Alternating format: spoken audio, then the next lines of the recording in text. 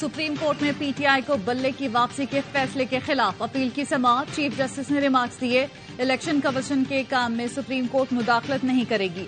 Election commission फैसले से अभी तक ये बात समझ आई है कि पार्टी ने आइन के तहत इलेक्शन नहीं कराया। हामिद खान दस्तावेजात दाखिल कराना चाहते हैं तो जरूर करें। पार्टी में सबका बिला मुकाबला मुत्तफिक होना क्या अजीब इत्तफाक नहीं। जज्बाती न हो, अकबर एस बाबर के रुकन न होने की दस्तावेज दिखा दें। हामिद खान ने कहा कि अकबर एस बाबर बानी रुकन थे। जस्टिस मोहम्मद अली मजहर ने कहा, बानी रुकन तो मेरे हिसाब से खत्म नहीं हो सकता, अगर निकाला है तो लेटर दिखा दें। हामिद खान ने कहा, बानी अरकान और बाद में आने वालों में फर्क करना होगा।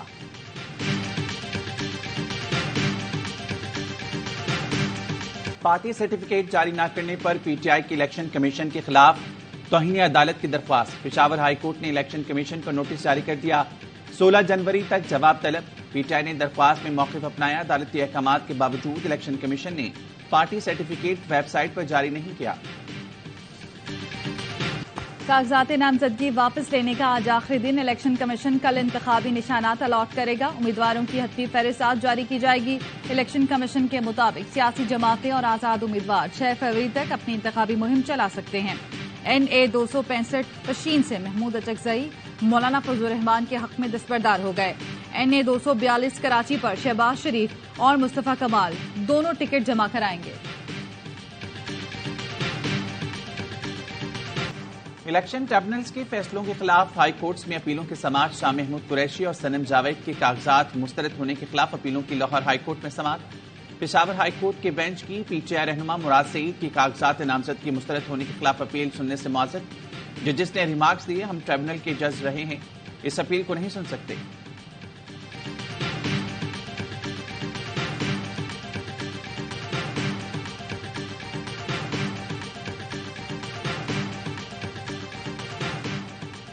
काफ लीग नून लीग से सीट एडजस्टमेंट नहीं करेगी। चौधरी शुजात हुसैन की ज़ेर सदारत पाकिस्तान मुस्लिम लीग काफ के हंगामी इजलास में फैसला।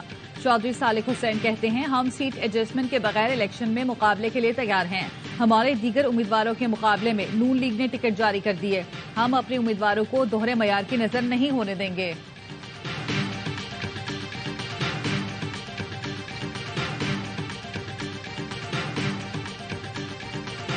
एहसन इकबाल साहब अपने बेटे को एडजस्ट करना चाहते थे। उन्होंने कहा कि जी मैंने हर हाल में अपने बेटे को इलेक्ट करवाना है, और जब उनको कहा गया कि ये अमल दरामद इस पे मुमकिन नहीं है तो फिर उन्होंने कहा ठीक है, फिर मैं पार्टी छोड़ देता हूँ। मैं एक MP की सीट का फैसला भी नहीं कर सकता तो मैं किस चीज का सेक्रेटरी जनरल वगैरह।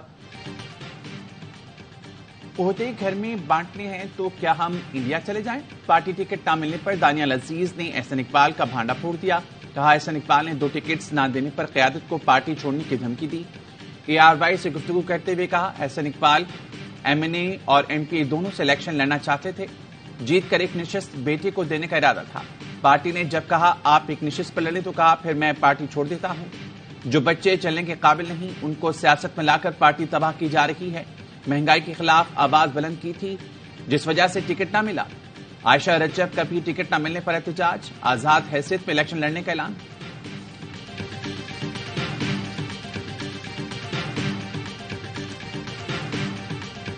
जस्टिस मज़ाहिर के बाद जस्टिस एजाजुल एहसन भी मुस्ताफी। इस्तीफा ऐवान सदर को मौसूल। जस्टिस एजाज ने अपने इस्तीफे में लिखा, लाहौर हाई कोर्ट का जज, चीफ जस्टिस और सुप्रीम कोर्ट का जज रहने का एजाज हासिल रहा। बतौर जज मजीद काम करना नहीं चाहता। आर्टिकल 206 के शिक 1 के तहत इस्तीफा दे रहा हूं। जस्टिस एजाजुल एहसन को सीनियरिटी के हिसाब से अक्टूबर में चीफ जस्टिस ऑफ पाकिस्तान बनना था। जस्टिस एजाज की रिटायरमेंट अगस्त 2025 में होना थी। जस्टिस एजाज ने गुज़श्ता रोज सुप्रीम जुडिशल काउंसिल के इजलास में शिरकत नहीं की थी। जस्टिस मज़ाहिर नकवी को दिए गए दूसरे शोकॉज नोटिस पर जस्टिस एजाज ने इख्तलाफी नोट लिखा और शोकॉज वापस लेने का मुतालबा किया था।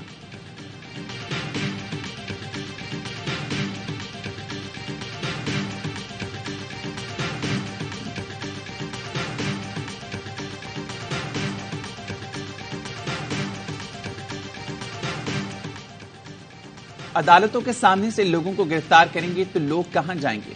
क्या आप ये चाहते हैं मुल्क में जंगल का कानून हो? जस्टिस वकार अहमद के PTI के उम्मीदवार आफ्ताब आलम की गिरफ्तारी केस में रिमार्क्स। अदालत की तलबी पर SP सदर और SHO थाना शरकी पेश हुए। SHO ने बताया गिरफ्तारी कोहाट पुलिस ने की। जस्टिस वकार अहमद ने रिमार्क्स दिए, आफ्ताब आलम को गैर कानूनी तौर पर 1 दिन रखा गया। اس کی کیا قیمت دیں گے آپ؟ 24 کروڑ عوام کو اس طرح کنٹرول نہیں کر سکتے۔ ایڈیشنل ایڈوکیٹ جنرل نے کہا پولیس کو آفتاب عالم کی ضمانت کا پتہ نہیں تھا۔ جسٹس شکیل احمد نے ریمارکس دیے آپ قانون کے پابند ہیں، ہائی کورٹ کے احاطے سے کیسے گرفتاری کی، کیس کو توہین عدالت میں تبدیل کرتے ہیں، ایس پی اور ایس ایچ او جواب جمع کرائیں۔ سماعت 18 جنوری تک ملتوی۔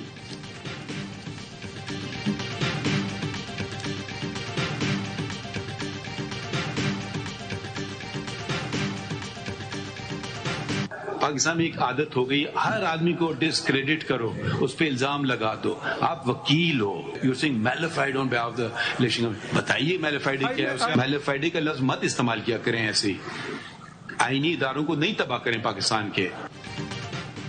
آل پاکستان مسلم لیگ کی انتخابی نشان عقاب کسی اور کو دینے کے فیصلے کے خلاف اپیل مسترد۔ چیف جسٹس قاضی فائز عیسیٰ نے ریمارکس دیے الیکشن کمیشن آئینی ادارہ ہے، ہمیں الیکشن کمیشن نہ بنائیں، قانون واضح ہے، پارٹی انتخابات اور اکاؤنٹس کی تفصیلات دینا لازمی ہے۔ جسٹس محمد علی مظہر نے کہا الیکشن کمیشن کے مطابق آل پاکستان مسلم لیگ نے 4 سال سے اکاؤنٹس کی تفصیل جمع کرائیں، انتخابات کرائے، نہ ہی پارٹی عملی طور پر فعال ہے۔ اے پی ایم ایل نے انتخابی نشان عقاب کسی اور جماعت کو دینے کا الیکشن کمیشن کا فیصلہ چیلنج کیا تھا۔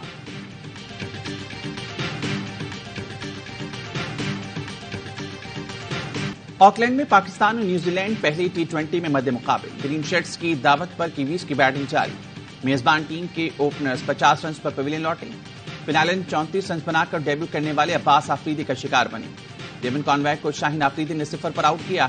نیوزی لینڈ کے آل راؤنڈر مچل سینٹر کو رانا کیا شکار ہو گئے، پہلے T20 نہیں کھیل سکیں گے۔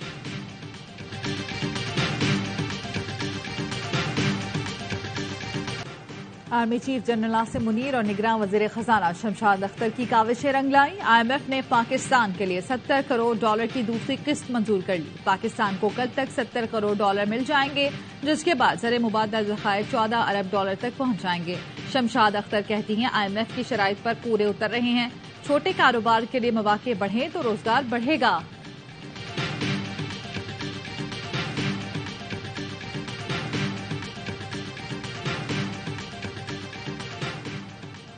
امریکہ اور برطانیہ نے یمن میں حوثیوں پر حملے کر کے مشرق وسطی میں جنگ کا دائرہ کار بڑھا دیا۔ لڑاکا طیاروں اور بحری جہازوں اور آبدوزوں سے دارالحکومت صنعاء، شہر حدیدیہ اور شمالی شہر سعدہ میں درجن بھر سے زائد مقامات پر بمباری، شہریوں کی بڑی تعداد میں ہلاکت کا خدشہ۔ امریکی صدر بائیڈن کا کہنا ہے کارروائی حوثیوں کے حملوں کا جواب ہے۔ برطانوی وزیراعظم رشید نے کہا ہمارا مقصد حوثیوں کی فوجی صلاحیت کو کمزور کرنا ہے۔ حوثی ترجمان نے کہا جنگ اب غزہ میں نسل کشی کے حامیوں اور مخالفوں کے درمیان ہے۔ حوثیوں کی جانب سے بحر احمر میں امریکی جہاز پر میزائل داغے گئے تھے۔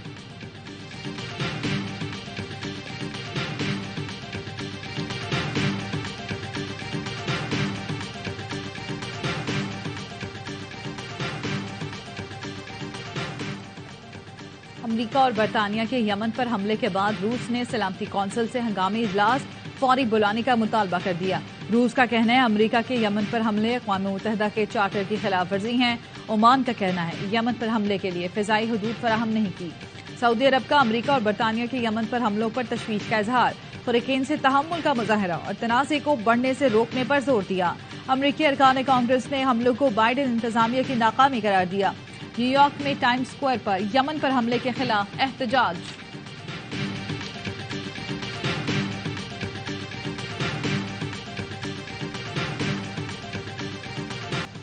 غزہ میں اسرائیلی جارحیت کو 100 روز ہو گئے۔ صہیونی فورسز کے خان یونس پر حملے، رفح میں گھر پر بمباری سے 9 فلسطینی شہید۔ اسرائیلی حملوں میں سب سے زیادہ بچے متاثر ہوئے۔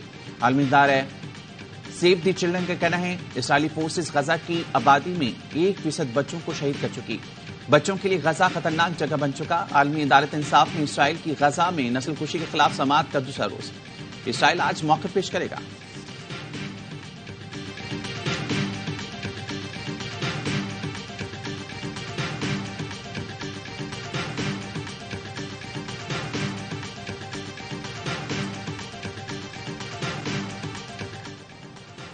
لاہور کے علاقے بادامی باغ میں گھر میں آتش زدگی سے بچی جاں بحق، 2 افراد زخمی۔ ریسکیو ذرائع کے مطابق کوئلہ جلانے کی وجہ سے گھر میں آگ پھیلی۔ شیراکوٹ میں گھر میں سلنڈر پھٹ گیا، 5 افراد زخمی۔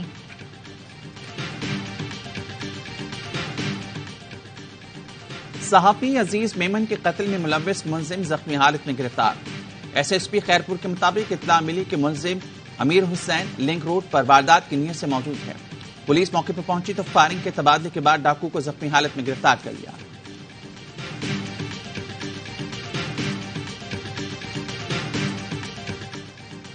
راولپنڈی میں 2 پولیس مقابلوں میں 6 ملزمان ہلاک. پولیس کے مطابق رات گئے ریس کورس کے علاقے میں فائرنگ کے تبادلے کے بعد 4 ڈاکو مارے گئے.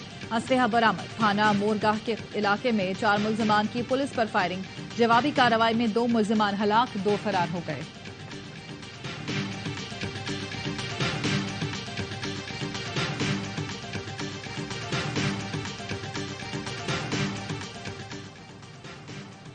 سی ٹی اے کا شہری کو قبرستان میں پلاٹ فروخت کرنے کا انکشاف. اسلام آباد ہائی کورٹ نے چیئرمین سی ٹی اے انوار الحق کو توہین عدالت کا نوٹس جاری کر دیا. سی ٹی اے افسران 25 جنوری کو طلب. عدالت نے ریمارکس دیے شہری 10 سال سے پلاٹ قبرستان سے باہر لے جانے کے لیے دھکے کھا رہا ہے. سی ٹی اے افسران نے بیان دیا متبادل پلاٹ دیں گے، تاہم عدالتی احکامات پر عمل نہ کیا. کیوں نہ سی ٹی اے افسران کو توہین عدالت میں سزا دیں.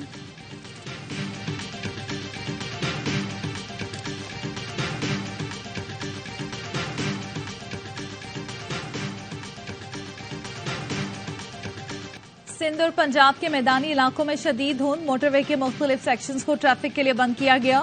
دھند کے باعث حادثات بھی بڑھ گئے. فورٹ عباس میں بس اور ٹریکٹر ٹرالی میں تصادم، 1 شخص جام. چنیوٹ میں ڈمپر نے مسافر وین کو ٹکر مار دی. 3 خواتین سمیت 6 افراد زخمی. دھند کے باعث پروازوں کا شیڈول متاثر.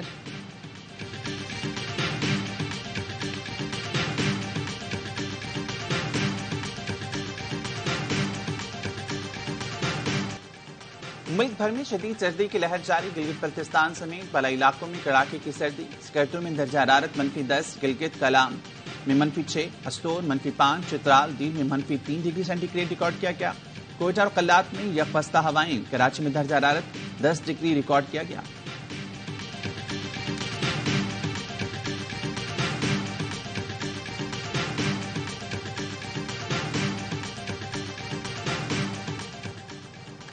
ملک بھر میں سال کی پہلی قومی انسداد پولیو مہم کا 5واں روز. 4.5 کروڑ سے زائد بچوں کو پولیو سے بچاؤ کے قطرے پلانے کا ہدف. پولیو ورکرز گھر گھر جا کر بچوں کو انسداد پولیو کے قطرے پلانے میں مصروف.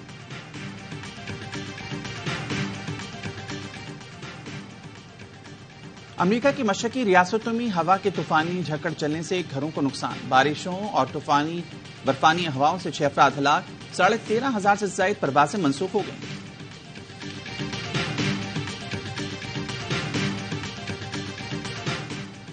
فلم، ٹی وی اور تھیٹر کے سینئر اداکار خالد بٹ انتقال کر گئے. وہ گردوں اور جگر کے عارضے میں مبتلا تھے.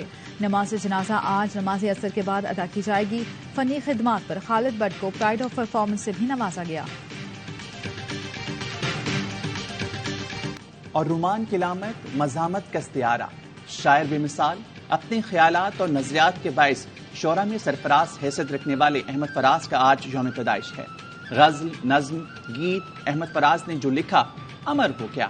احمد فراز کو ہلال امتیاز، ستارے امتیاز سمیت متعدد اعزازات سے نوازا گیا.